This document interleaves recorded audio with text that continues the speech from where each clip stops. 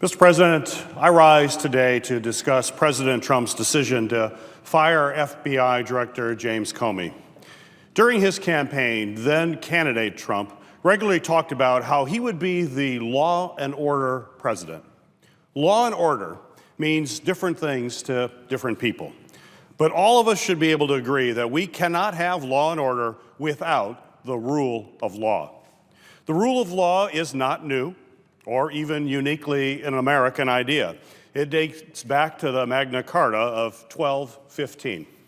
This document, a pact between King John of England and his barons, established that the nation's people have certain rights and that even the monarch is subject to the laws of the land.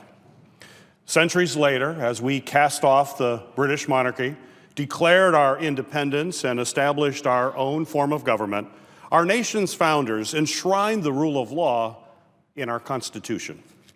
Our system of checks and balances was designed to hold all levels of the federal government accountable, but especially the president.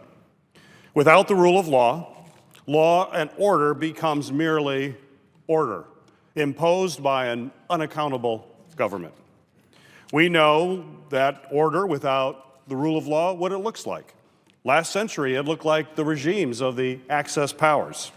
Now it looks like North Korea, Egypt, the Philippines, and yes, Russia.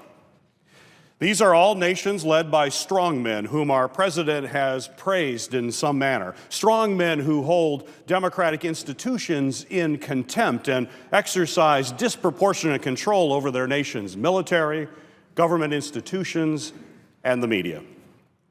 While the press here in the United States remains independent, we have a president who has chosen to regularly do battle with what he derides as, quote, the fake news media. He has even called our cherished, constitutionally protected free press, quote, the enemy of the American people. It is often said that the news is the first rough draft of history. And while the president can attempt to wage war with the news media, none of us can truly fight history. But here in the Senate, we can help shape it. History has its eyes on our chamber now.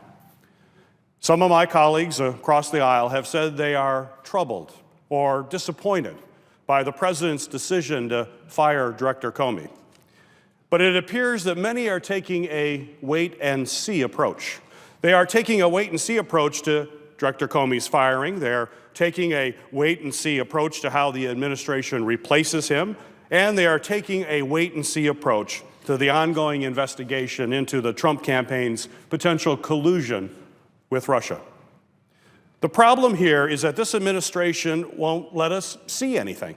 The Trump administration is actively working to cover up everything that we, as the independent legislative branch, need to see to get to the bottom of Trump campaign's potential collusion with Russia. Director Comey was investigating this potential collusion at the time that he was fired. And it has been reported that Director Comey, recently asked Deputy Attorney General Rod Rosenstein for an increase in money and personnel for this very investigation.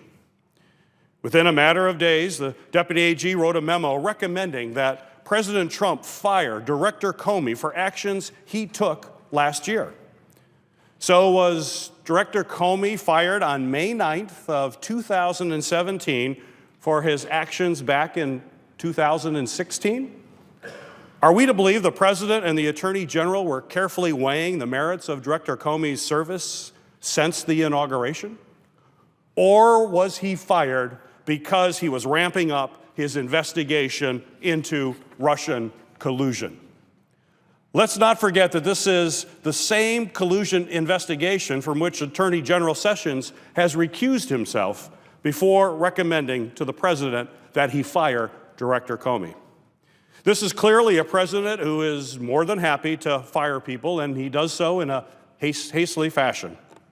Director Comey is not the first public servant to be fired while investigating this administration. In fact, he's in pretty good company.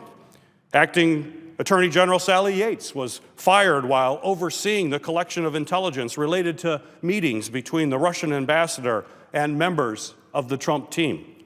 The U.S. Attorney for the Southern District of New York was fired while investigating HHS Secretary Price's financial investments, in addition to leading a separate investigation into corrupt Russian businessmen and officials. One firing is an incident, two is a coincidence, but three is a pattern.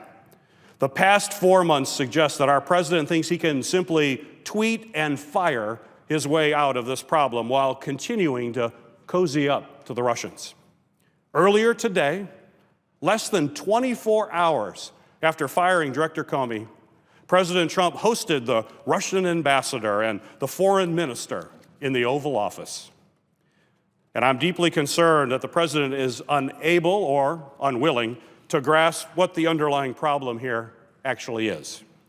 When the president hears members of Congress on both sides of the aisle discuss the Russian attack on our election and the very foundations of our democracy, he hears sour grapes stemming from people who would have liked the Republican primary or the general election to have ended differently. But let me be very, very clear. This is not about scoring political points. This is not about winning the news cycle or the back and forth on Twitter. This is not the newest iteration of partisan politics. Now is the time for all of us to put country above party. Throughout our nation's history, senators have come together to tackle some of the nation's most difficult problems. Our union has survived tougher challenges, and I'm confident that we can navigate this together. But we need to know exactly what we are up against. This is about properly diagnosing and curing a possible Russian infection in the White House and inoculating our government and elections for the future. Firing your doctor won't take your illness away, and taking a wait-and-see approach won't do that either. We need an independent, special prosecutor to diagnose potential collusion between the Trump campaign and Russia. We cannot wait for the president to handpick a new FBI director who will owe his or her nomination for this unexpected job opening to be the very people that he or she will be charged with investigating. Our democracy is resilient and our democracy is strong. But if we have a festering foreign infection that is left untreated, our democratic system will certainly weaken. We need a special prosecutor to either identify and address any malfeasance or issue this White House a clean bill of health. Democracies are built on trust in civic institutions, a trust that has eroded in recent years. And I'm deeply concerned that this erosion is accelerating. As Americans and as elected officials, we must come together and restore our constituents' trust in the federal government. We cannot just wait and see any longer. Now is the time for an independent special prosecutor.